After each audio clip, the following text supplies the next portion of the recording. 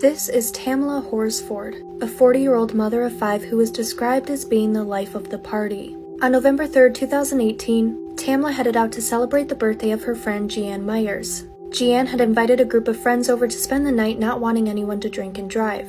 Tamla arrived with a bottle of tequila and an overnight bag.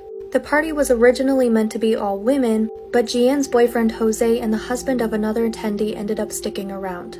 In total, the party included 9 women, 2 men, and 1 husband who, according to police interviews, only dropped off and picked up his wife.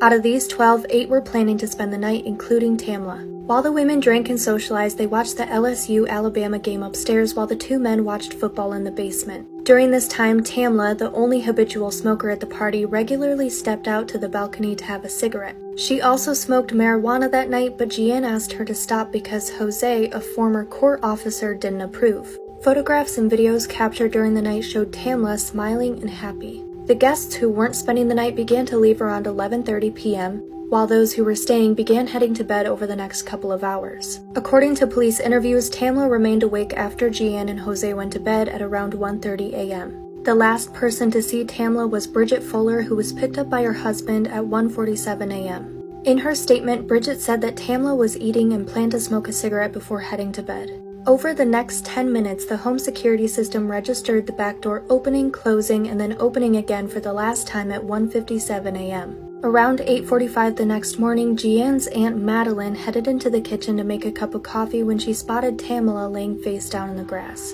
Madeline says she said a prayer before heading upstairs to find Jeanne, telling her that something appeared to be wrong with her friend from the island. Tamla was born in the Caribbean but moved to the U.S. when she was 11. Forsyth County got the 911 call just before 9 a.m. On the line, both Jeanne and Jose speak, saying that Tamla isn't moving and is stiff.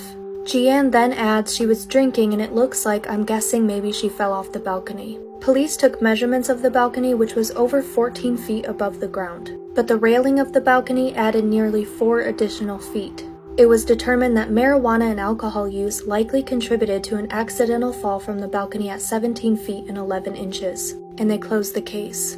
But there were still so many unanswered questions. How did Tamla, who, according to witness interviews, wasn't very drunk that night, manage to fall over a nearly 4-foot-tall railing into the backyard? How could a house full of people, some only asleep for less than a half hour, not hear her fall right outside of their bedroom window? Could that almost 18-foot fall not only cause death but a dislocated wrist, broken neck, and a laceration to the heart muscle?